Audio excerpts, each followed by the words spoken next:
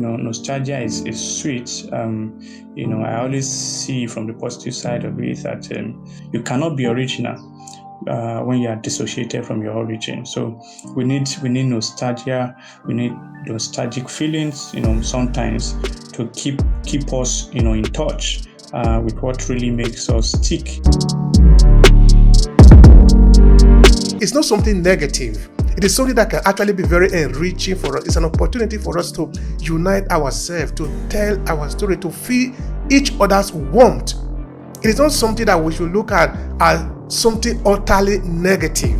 No, it's a time for us to regenerate ourselves, a time for us to reunite, a time for us to reflect and to ask ourselves the fundamental question: why am I here? Why am I doing what I am doing? It's a revival moment, and you are going to help yourself.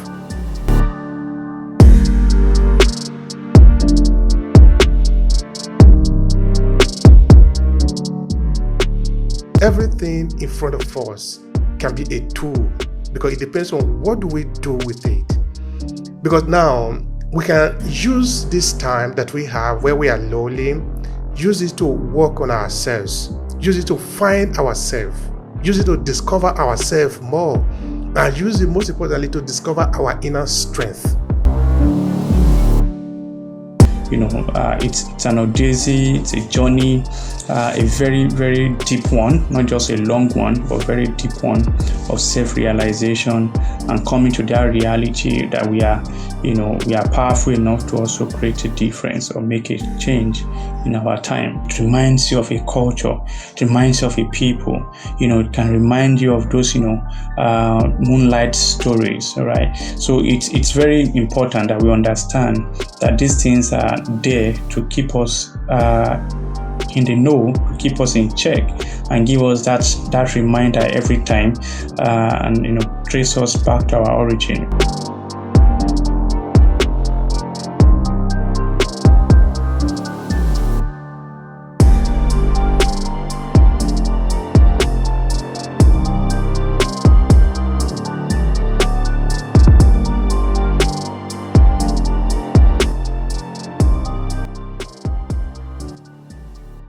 Now, I want you to think back to most of our sacred books, whether you are looking at the Bible, looking at the Quran, or looking at the prophets in these different religious sects or spirituality, looking at Jesus, Muhammad, Buddha. You see, from one point to the other, at every given time, this individual, even though they have a lot of crowd of people, a huge amount of crowd of people following them, they will sometimes retire from this crowd of people and go to a place where they are alone.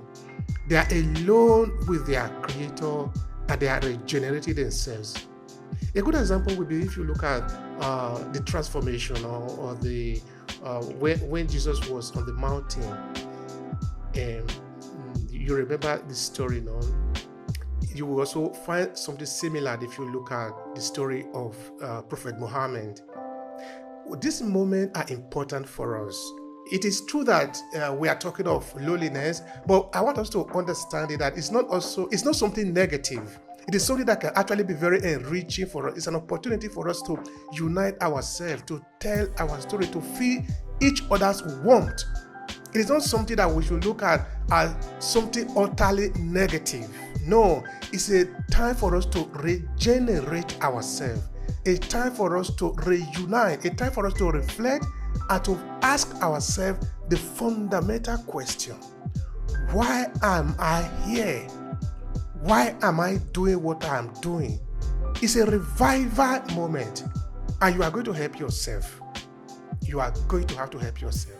Yeah, I would like to say my name first, and you have said it for me. It's good to be here. Thank you so much.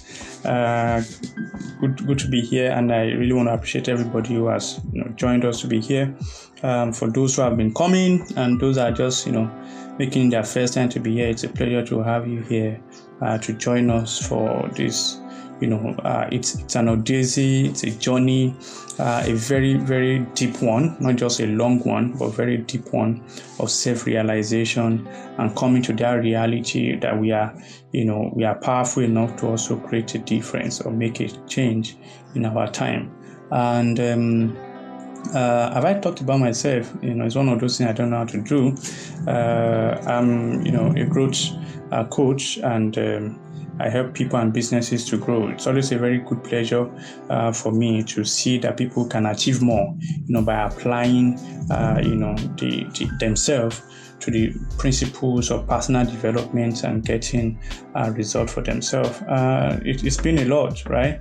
It's been a lot, and this opportunity to help us come alive through storytelling and making us to realize our place, in destiny and doing the things that are supposed to be done is very important. So, nostalgia is sweet. I always see from the positive side of it that sometimes, when you hear the name, when Mr. Obehi see the name like Olatunji now, he would remember, Nigeria, that's Nigeria, and a lot of things can begin to come to his mind about Nigeria. And in Africa, we are becoming very intentional about it. That even names of our businesses, we give them that African name that, when you see the business, no matter where it is in the world, it reminds you of a culture, it reminds you of a people, it can remind you of those, moonlight stories, right? So it's very important that we understand that these things are there to keep us in the know, to keep us in check and give us that reminder every time, and trace us back to our origin, because you cannot be original when you are dissociated from your origin. So we need nostalgia, we need nostalgic feelings, sometimes to keep us in touch with what really makes us tick, and that happens around us. So it's good to be here. Thank you so much. Thank you so much, Olatunji. All right, before I pass the mic to our guests in the room, Melissa and also Okare, I want to just say something struck me when you were talking, Olatunji, is that because we are looking at storytelling, and storytelling also is very vital when we are looking for a better way to engage with our audience. This can also be particularly important in the area of business. Hello, and thank you for checking out this video. I'm Obehi Ewanfoh, the host of the African Diaspora Storytelling series. Every 2 weeks, we meet up on LinkedIn to talk about different ways we can leverage the power of storytelling as people of African descent. Now, this is it. We are uniting the millions of Africans in the diaspora through the power of our story. It does sound like what you are interested in. Make sure to subscribe to this channel and share this video with your friends who might need it. Now, back to today's conversation. Nostalgia or nostalgic experiences or nostalgic feeling can really be a very powerful instrument to sell, to be able to better connect to the people. Maybe let me use it like that, because selling is something that comes after you have made the connection, because you cannot just come to an individual and say, hey, buy. It's not going to work. You are going to, first of all, connect.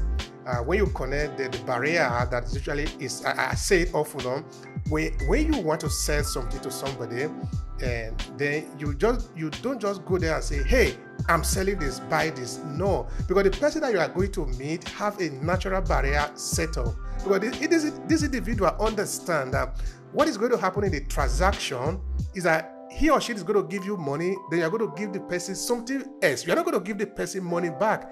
And this individual understand the importance of money, because money is not valuable. Money is an exchange of value. And in our society, this is very important. This transactional exchange is something that we understand well enough. So I know that when you meet me, you're going to take my money. So I am going to set up a wall so that you don't come near me, because that money is for me, for my family, to be able to take care of myself and to settle other issues. So you are not going to succeed if you just go to the person and start saying buy. So, but if you put in story, you are going to neutralize the wall. That is why we also lay a lot of emphasis on business storytelling. Of course, this room today is not for business storytelling, but what Olatunji said there is very important. That's why I'm just sort of throwing that there. Understanding the power of storytelling can really be very powerful in any area of our life. Whether you are a pastor, whether you are a community leader, whether you are a politician, whether you are a police officer, an investigative journalist, you are going to need the power of storytelling, because storytelling is an ancient form of communication. It's so old that if you are looking for a way to talk to a human being, if you use the storytelling as a strategy, you are likely to have more possibility of winning than if you throw in data and statistics. This is proven scientifically and also otherwise. All right, so having said that, I think I want to pass the mic to Melissa, because you were the first to jump on the room and you have something to share with us. Please go ahead and share with us. Hello to everybody in the room. I love coming into your spaces, Obehi, because when you talk about storytelling, it just resonates with me. And I think many people in the diaspora, I'm here based in the United States, but I'm actually on business in Kenya. So I've been in Nairobi for over a month. And, I decided to do the classical blog experience, because I am coming here for business, but I'm seeing and learning so much about business from my Kenyan brothers and sisters. And I find that there's such a fascination, because we learn so little about African countries in modern times in the United States. Therefore, a lot of people are just excited to see the sites and to learn about all the nuances, and it's been fascinating. And I think for me, as a businesswoman, I own a global think tank, for those of you who may not know me. For me to come here and be able to open up my experience, it isn't just for marketing purposes, but it's to really connect to my community. My community, is more than a sale for me. My community is a garden that I cultivate. I literally call it a garden. And how I really grow my garden is to nourish them with stories. Is to help them to be able to see themselves, excuse me, in the experiences of other people around the world. And as a result, a trip that was supposed to be short, relatively speaking, has now expanded to months because of the story. The story of me being here, the story of the people that I've met. It's galvanized all of us around a very important project around building smart cities. And it's touching. It's really touching. And so I'm a living testimony to the power of a story, because it's telling my story got me here. I'm completely 100% sponsored on this trip, and it's because of storytelling. And so yeah, I'm a believer, and that's what I wanted to share. Thank you. Thank you so much for that, Melissa. That is so powerful. Of course, we can hear from time to time people bringing in testimony to show that what we are talking about here is not just fantasy, not at all. It is the truth.